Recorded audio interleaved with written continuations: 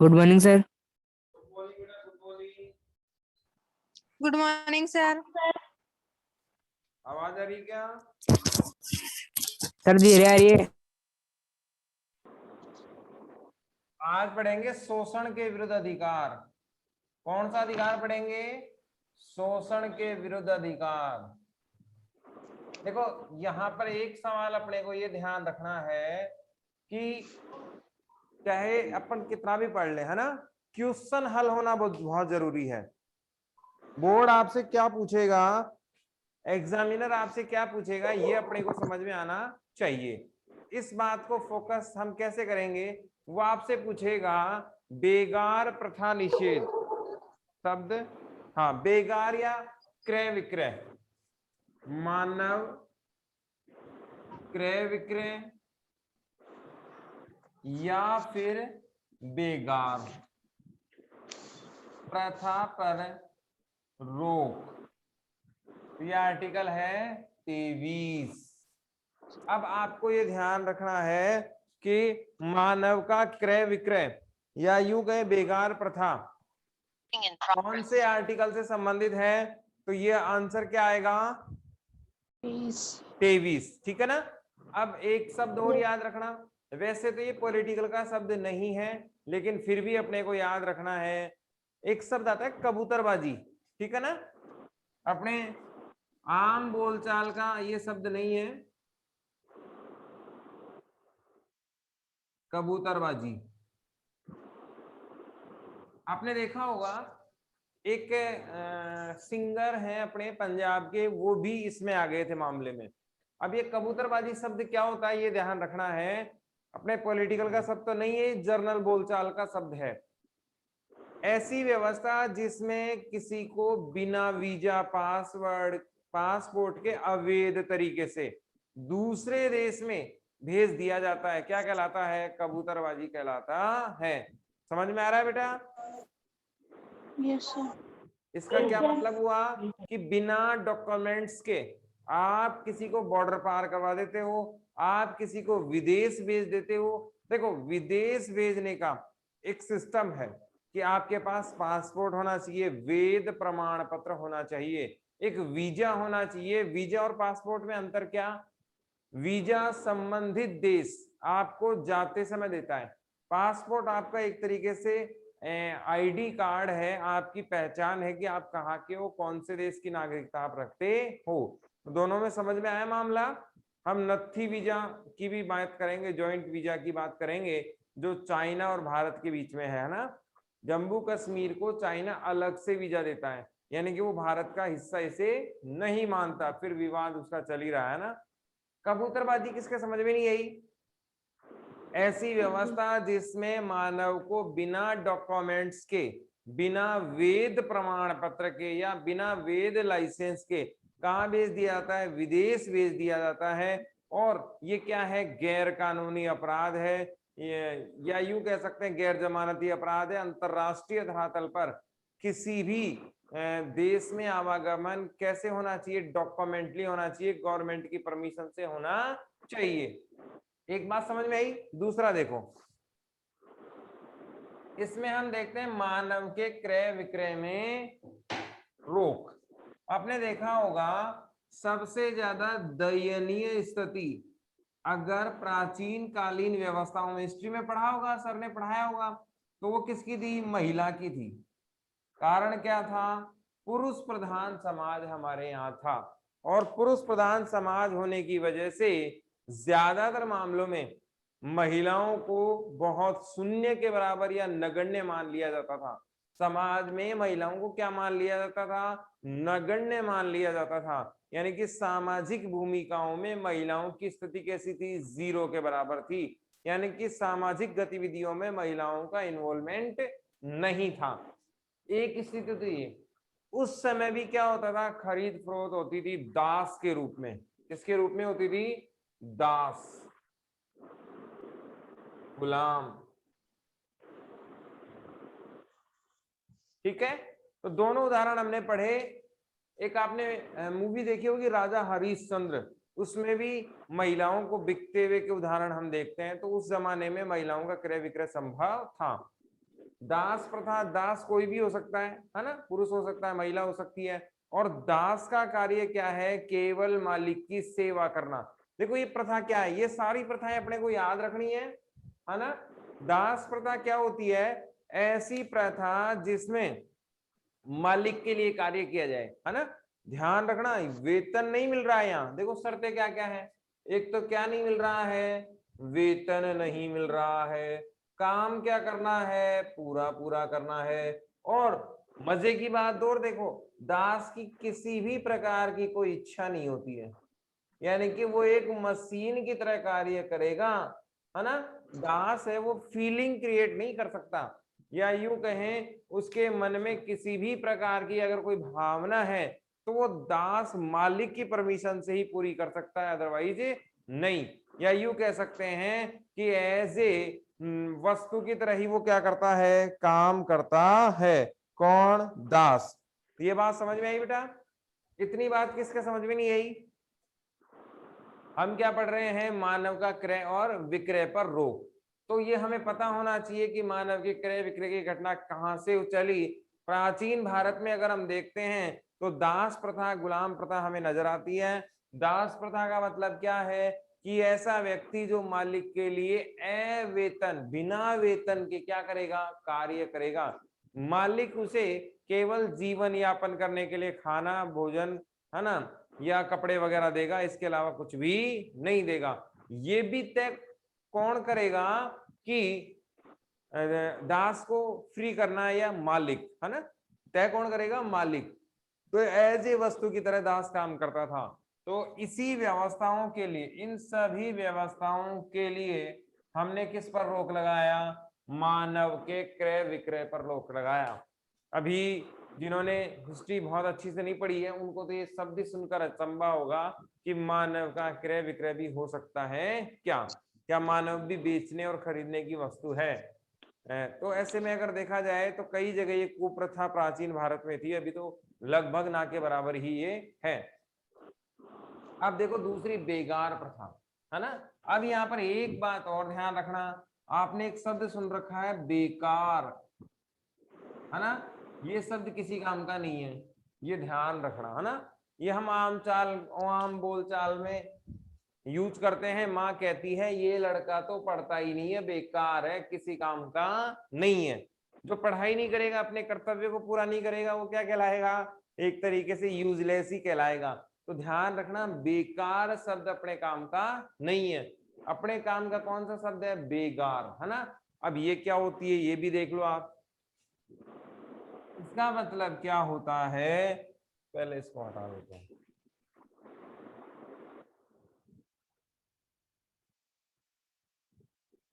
बेगार का मतलब क्या होता है? आपने देखा होगा, बिना, पहले परिभाषा देखें, बिना उचित वेतन या पारितोषिक, है ना। बिना उचित वेतन या पारितोषिक के, बिना उचित वेतन या पारितोषिक के कार्य करवाना क्या कहलाता है? बेगार प्रथा कहलाता है। देखो बेटा, अब इस एग्जाम्पल को आप ध्यान से समझना, है ना। ये बहुत इजी टर्म है, अपने को याद रहेगी फिर, है ना। गांव में आपने देखा होगा कि महिला पुरुष झाड़ू लगाने के लिए आते हैं। शहरों में तो मोस्टली नहीं होता, गांव में ऐसा होता है क्या? आवाज आ रही है? Yes sir. Yes. ऐसा होता है ना। Yes sir. और उनको पैसा नहीं दिया जाता, उनको क्या दिया जाता है? कुछ अनाज दे दिया जाता है, रोटियां दे दी जाती हैं। ये सारी प्रथाएं क्या कहलाती हैं? बेगार प्रथाई कहलाती है। कि व्यक्ति काम तो क्या कर रहा है? पूरा, लेकिन हम उसे क्या नहीं दे रहे? वेतन। और वेतन भी किस मात्रा में नहीं दे रहे? उचित मात्रा में नहीं दे रहे, है ना। तो ये कौन सी प्रथा कहलाएगी? बेगार प्रथा कहलाएगी। अब बताओ किसके समझ में नहीं आया? देखो, ज्योति यादव, Yes, sir. आ रहा है बेटा समझ में? Yes sir. ठीक है ना छवि? अब सवाल लिख लो मेरे साथ के साथ ही। लिखो, बेगार प्रथा क्या है? बेगार प्रथा क्या है?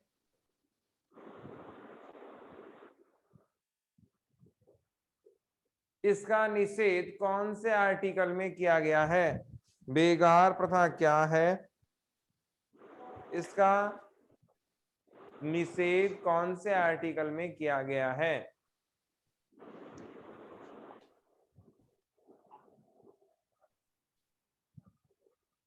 अब ओबीटी कर रहे हैं आप लोग जो रोज मिल रहे हैं आपको?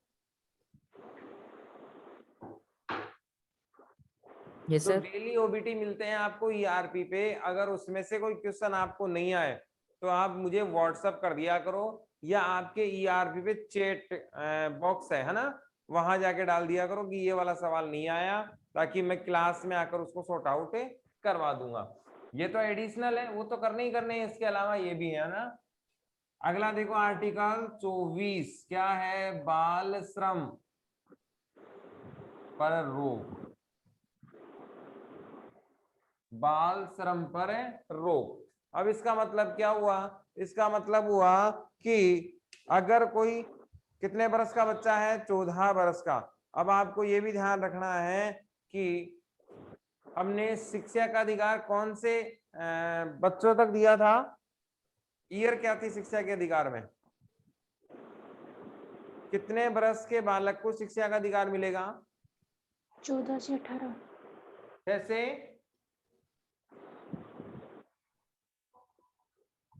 14 वर्ष। ठीक है, देखो अब यहाँ पर ये याद रखना है, अभी अगला यही बिंदु करेंगे। एक बार मैंने पहले बता दिया, फिर भी याद नहीं हुआ, आज फिर से बता दूंगा। देखो, बाल श्रम पर रोक क्या है? ऐसे बालक जिनकी उम्र 14 वर्ष से कम है। 14 वर्ष से क्या है? कम है। ऐसे बालक जिनकी उम्र कितनी है? 14 वर्ष से क्या है? कम है। ऐसे बालकों को कार्य नहीं करवाया जा सकता। नहीं करवाया जा सकता।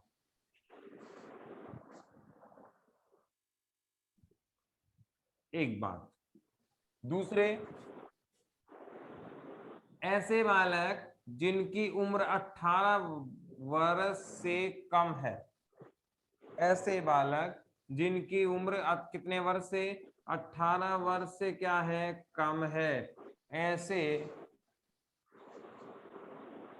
बालकों से, इसमें दोनों है, बालक बालिकाएं दोनों हैं, 18 वर्ष से कम है, ऐसे बालकों से या बालिकाओं से एक ही बात है ना, ऐसे विद्यार्थियों से या ऐसे सामान्य भारतीयों से जान या जोखिम वाले कार्य नहीं करवाए जा सकते। नहीं करवाए जा सकते हैं जिसमें जान जाने का खतरा हो। जान जाने का क्या हो? खतरा हो। अब ये बात समझना बेटा, है ना।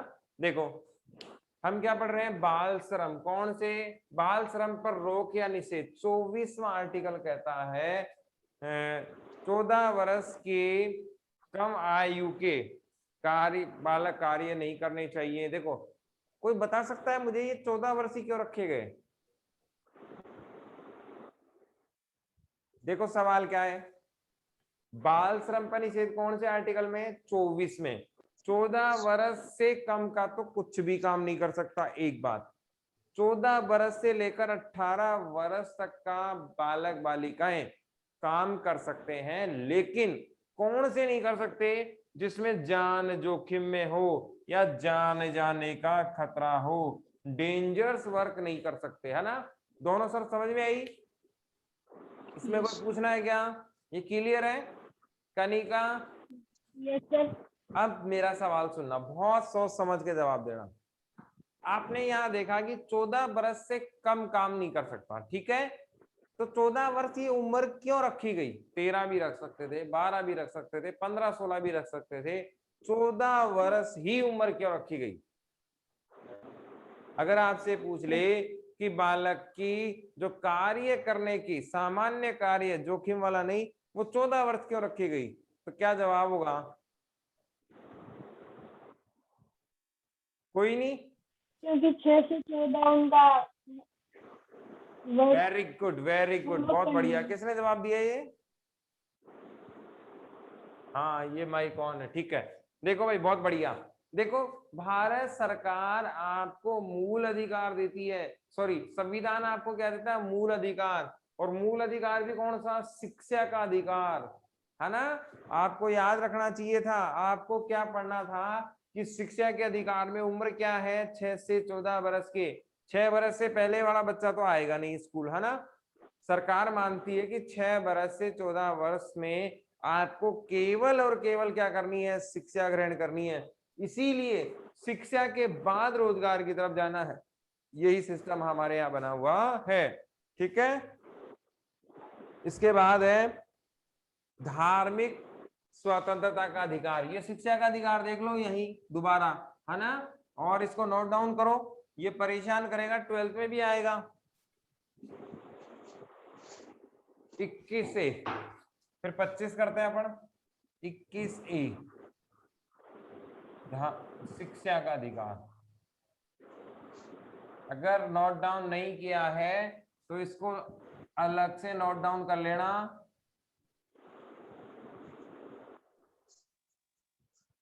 लेकिन ये आएगा 20-21 के बाद, है ना? पहले 20, फिर 21, फिर 21 से शिक्षा का अधिकार।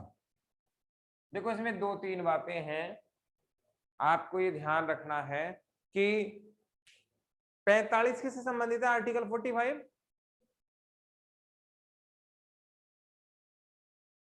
कोई नहीं। 45 में क्या आएंगे? मूल अधिकार या नीति निर्देशक तत्व? मूल अधिकार। मूल अधिकार। छवि गलत आंसर। मूल अधिकार तो बेटा 35 तक ही थे। नीति निर्देशक तत्व आएंगे। नीति निर्देशक तत्व आएंगे। मूल अधिकार कहां से कहां तक थे? 12 से 35 तक की थे। फिर 36 से 51 क्या है?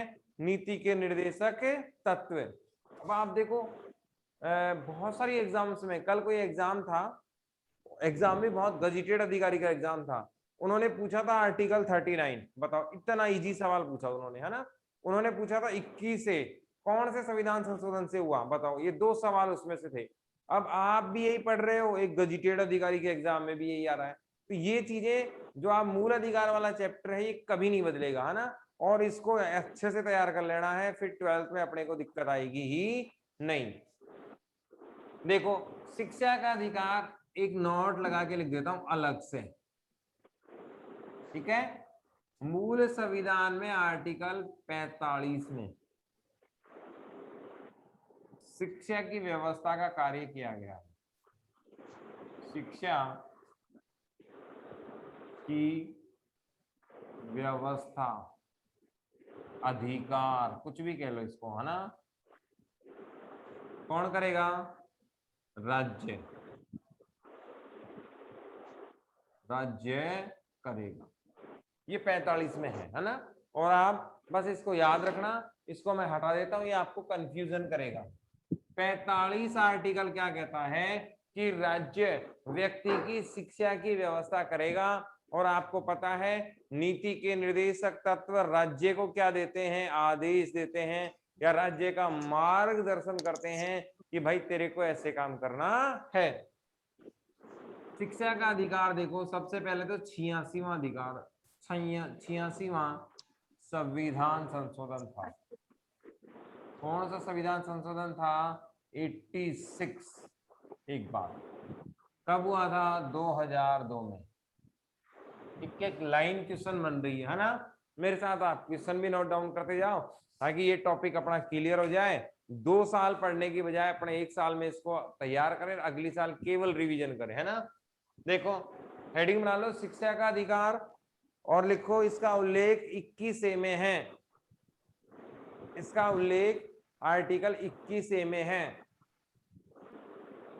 ठीक है, इसके बाद दूसरा सवाल लिखो, संविधान, कौन से संविधान संशोधन से शिक्षा का अधिकार लाया गया? तो कौन सा संविधान संशोधन है? 86वां, जो कब हुआ? 2002 में शुरू हुआ।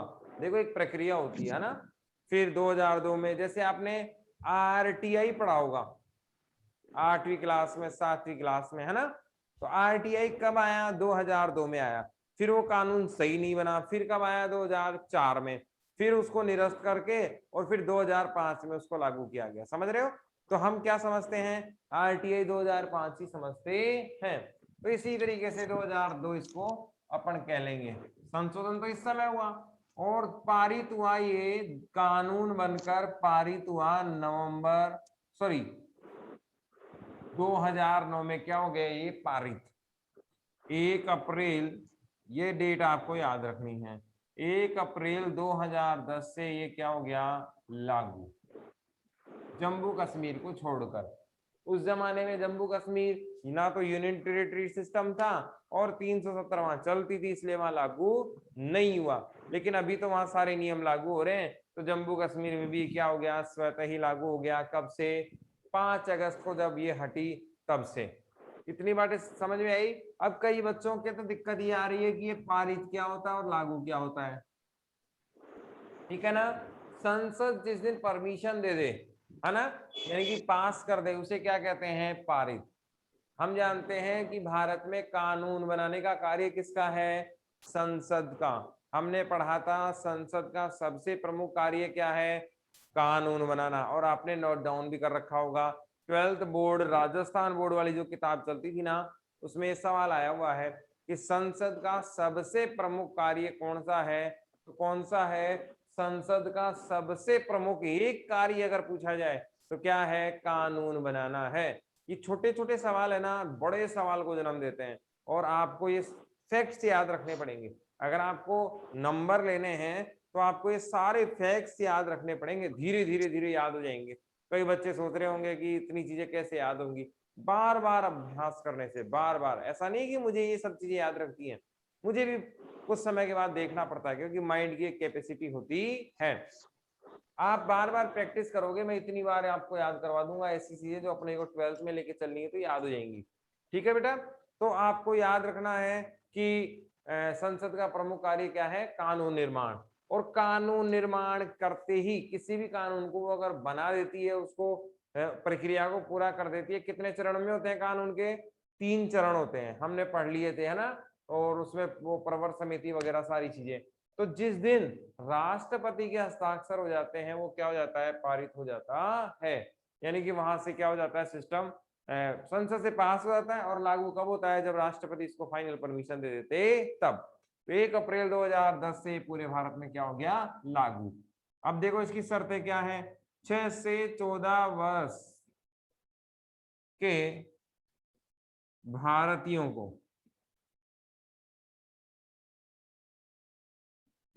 उम्र कितनी है? 6 से 14 वर्ष के भारतीयों को क्या दी जाएगी?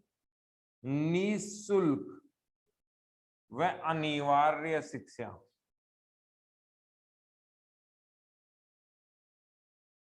अब यहाँ एक बात ध्यान रखना, कई बार आपसे पूछ लिया जाएगा कि भारत में जो शिक्षा का अधिकार है उसमें किस प्रकार की शिक्षा है, और आपको ऑप्शन में दे देगा निःशुल्क, निःशुल्क और अनिवार्य शिक्षा, अनिवार्य शिक्षा, ऐसे करके 3 ऑप्शन वो आपको दे देगा। तो सही ऑप्शन कौन सा होगा? निःशुल्क और अनिवार्य शिक्षा ही होगा। ये आपको जरूर ध्यान रखना है कि किस प्रकार की है, फ्री ऑफ कॉस्ट है और अनिवार्य है, यानी कि कंपलसरी है। हर का ये अधिकार बनता है कि हर व्यक्ति जो भारत का है और उसकी उम्र 6 से 14 वर्ष की है तो वो क्या ले सकता है? शिक्षा ले सकता है। इसमें मूल कर्तव्य भी जोड़ा गया इसी के तहत। क्या जोड़ा गया? मूल कर्तव्य। एक सवाल बताओ, मूल संविधान में कितने मूल कर्तव्य थे? मूल संविधान में कितने मूल कर्तव्य थे? 12 थे पहले सर, अब 11 ही है। पहले 12 थे। नहीं नहीं, निखिल तो गलत बता रहा है। क्या थे? 0, है ना। मूल कर्तव्य, अब ये लाइन अंडरलाइन करके लिख लेना। मूल संविधान में मूल कर्तव्य कितने थे? 0। ठीक है। बाद में कितने जोड़े गए? 10। अभी कितने हैं? 11। ये सारी डिटेल जब नीति निर्देशक तत्वों के बाद पढ़ेंगे उस समय पढ़ेंगे, है ना। बाद में जोड़े गए, बाद में जोड़े गए, कौन सी समिति ने जोड़ा, कैसे जुड़ा, ये सब पढ़ेंगे, है ना। 11वां क्या है? शिक्षा से संबंधित।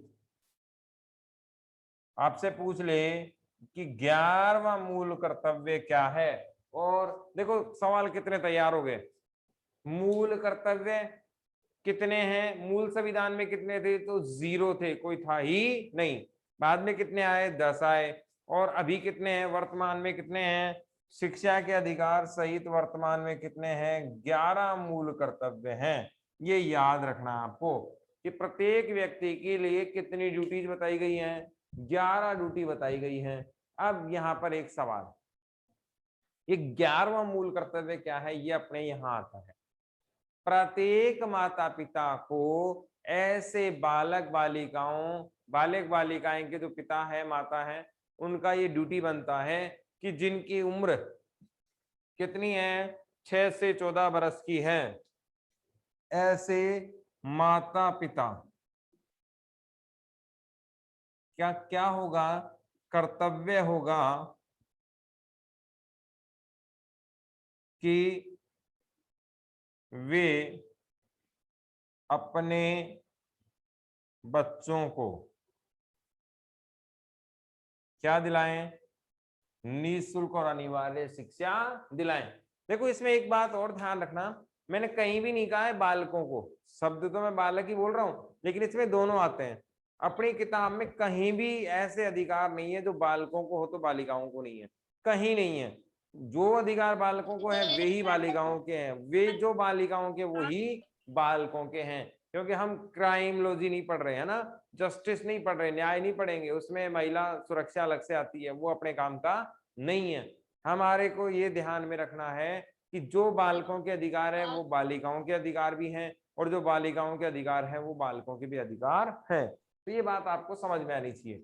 तो माता पिता का कर्तव्य क्या होगा कि ऐसे बालक बालिकाओं के माता पिता जिनकी उम्र, किनकी? बालक बालिकाओं की, ऐसे बालक बालिकाओं के माता पिता जिनके बच्चों की उम्र 6 से 14 वर्ष की है, वे माता पिता अपना कर्तव्य निभाएं और उन्हें क्या दिलाएं? शिक्षा दिलाएं। अब यहाँ पर एक बात ध्यान रखनी है, अधिकार और कर्तव्य में क्या अंतर, ये देख ध्यान से सुनना। अधिकार आपके बाध्यकारी हैं, वाद योग्य हैं। शब्द याद है आपको? वाद योग्य क्या होता है भाई? वाद योग्य शब्द सर, क्या हम प्राप्त होता है? कर सकते हैं, क्या? प्राप्त नहीं होने पर सर हम कोर्ट में जा सकते हैं। बिल्कुल बढ़िया बात है ना। अगर ये प्राप्त नहीं हो तो कहाँ जा सकते हैं? कोर्ट में जा सकते हैं। लेकिन अगर कोई व्यक्ति कर्तव्य ना करे तो कोर्ट में नहीं जा सकते, ये ध्यान रखना है। नीति निर्देशक ना निभाए राज्य तब भी कोर्ट में नहीं जा सकते, उन्हें बाध्यकारी लागू नहीं किया जा सकता। आपके जो 6 अधिकार हैं, कितने अधिकार हैं? 6, उनको तो आप राजी नहीं तो बेराजी प्राप्त कर सकते हो, कहीं कोई दिक्कत नहीं है। न्यायालय के माध्यम से आप आसानी से प्राप्त कर सकते हैं, और आपका वो अधिकार है, ये भी अपन पढ़ेंगे संवैधानिक उपचारों के अधिकार में। लेकिन नीति निर्देशक तत्व हो चाहे कर्तव्य हो, दोनों ही क्या नहीं है? बाध्यकारी नहीं है। ये आपको बहुत अच्छे से माइंड सेट करना है ना। एक दिन अपन इनको कंपेयर करेंगे तीनों का, इनमें क्या तुलना है, फिर अपने को और समझ में आ जाएगा। अब यहाँ सवाल क्या कि कर्तव्य अगर कोई पूरा नहीं करे तो क्या पनिशमेंट दिया जा सकता है? बिल्कुल नहीं दिया जा सकता। जैसे आपका कर्तव्य पर्यावरण की सुरक्षा, आपका कर्तव्य है अपने बच्चों को पढ़ाना, आपका कर्तव्य है वैज्ञानिक दृष्टिकोण रखना, लेकिन हमें भी पता है और आपको भी पता है नहीं रखते हम लोग, है ना। तो ऐसी कोई बाध्यकारिता इसमें नहीं है। तो शोषण के विरुद्ध अधिकार यहाँ पर हो गया कंप्लीट। कोई चीज समझ में नहीं आ रही हो, इसमें कुछ पूछना हो तो बताओ। ये शोषण के विरुद्ध में नहीं है, ये अलग है, ठीक है ना। ये तो किस में था, स्वतंत्रता वाले में ही है ना, 22 तक वाले में है ये। यहां तक कोई सवाल पूछना हो तो बताओ।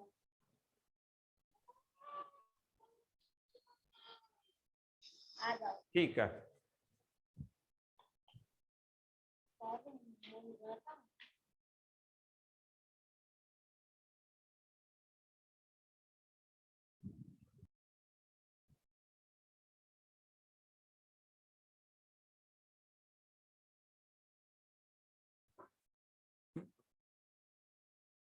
इसके बाद अगला है अपना धार्मिक स्वतंत्रता का अधिकार।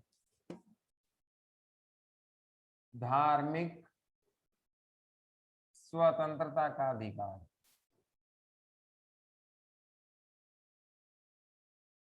कहां से कहां तक है, आपको याद नहीं है क्या? धार्मिक स्वतंत्रता का अधिकार कहां से कहां तक है? 25 25 से 28 तक।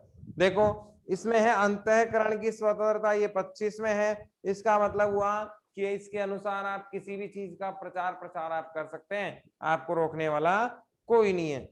धार्मिक मामलों में प्रबंधन की स्वतंत्रता, आप किसी भी धर्म के लिए कार्य कर सकते हैं, आप किसी भी धर्म का प्रचार प्रसार कर सकते हैं, आपको रोकने वाला कोई भी नहीं है। तीसरा देखो 28 में राजकीय संस्थाओं में धार्मिक शिक्षण पर रोक। तीन चीजें हैं, 25, 26 और 28, 27 अपने नहीं दे रखा है, बस इतनी चीजें हैं ना। तो इसमें मैं डिटेल से आपको बता देता हूँ, ये आर्टिकल अपने को ध्यान में नहीं रखने हैं क्योंकि ये थोड़ा सा पजल्ट हो जाएगा और अपने किसी काम का भी नहीं है। देखो इसमें क्या क्या है, धार्मिक स्वतंत्रता के अधिकार में क्या क्या आएगा। आप किसी भी धर्म को, हम किसी भी धर्म को अपना सकते हैं। क्या कर सकते हैं, अपना सकते हैं। अल्पसंख्यक, जो संख्या में क्या है, अल्पसंख्यक हैं, ध्यान रखना ये 29-30 में जाएगा है ना शिक्षा वाले में। अल्पसंख्यक अपने धर्म का प्रचार प्रसार कर सकते हैं। ये बात यहाँ की नहीं है, ये कहाँ आएगी, 29-30 में आएगी, जहां मैंने शिक्षा और संस्कृति की बात की थी है ना। आगे देखो, धार्मिक शिक्षा मान्यता प्राप्त शिक्षण संस्थाओं में नहीं चलाई जा सकती। शिक्षण संस्थाओं में संभव नहीं है। क्या नहीं है संभव, धार्मिक शिक्षा। बताओ भाई, मेहता स्कूल में उर्दू की शिक्षा दी जा सकती है क्या? मेहता स्कूल में उर्दू की शिक्षा दी जा सकती है क्या? हाँ बिल्कुल नहीं दी जा सकती। क्यों नहीं दी जा सकती? क्योंकि क्या है, मान्यता प्राप्त है, और मान्यता किससे प्राप्त है, राजस्थान सरकार से है ना। राजस्थान सरकार से मान्यता प्राप्त है, और आरबीएससी की है और सीबीएसई की है। सीबीएसई की कौन देती है, केंद्र है ना, केंद्रीय बोर्ड है, तो केंद्र वाला देता है। आरबीएसई की कौन देता है, राज्य सरकार देती है। तो जो शिक्षण संस्थाएं मान्यता प्राप्त हैं, और वो भी कहां से, सरकार से या सरकारी बोर्ड के द्वारा, ऐसी शिक्षण संस्थाएं किसी धर्म विशेष की शिक्षा नहीं दे सकती हैं। ये भी आपको ध्यान रखना है। तो शिक्षा का मामला निजी क्षेत्र में चला गया, सॉरी धार्मिक शिक्षा का मामला कहां चला गया, निजी क्षेत्र में। यदि आपको धार्मिक शिक्षा देनी है। क्या देनी है? धार्मिक शिक्षा देनी है। तो आप क्या करें? निजी विद्यालय खोलें, निजी शिक्षण संस्थान खोलें। आपको याद होगा मामला यूपी का, है ना? यूपी में क्या हुआ? योगी जी ने कहा कि भाई जो जो मान्यता प्राप्त संस्थाएं हैं वे सभी डिटेल देंगे हमें कि कौन सा सिलेबस आप चला रहे हो। ये सिलेबस किन पर लागू किया गया था? मदरसाओं पर भी किया गया, मदरसा बोर्ड पर, है ना? मदरसा बोर्ड पर लागू किया गया कि मदरसा, देखो ये भी मान्यता प्राप्त है, स्कूलें भी मान्यता प्राप्त हैं, दोनों में शिक्षा का काम होता है। मदरसा में उर्दू की शिक्षा है, बाकी सामान्य शिक्षा है।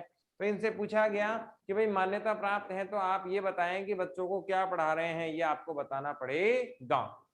ठीक है, आज समय हो गया, इतना पढ़ के आना। कल अपन धार्मिक स्वतंत्रता के अधिकार को क्या करेंगे? कंप्लीट करेंगे।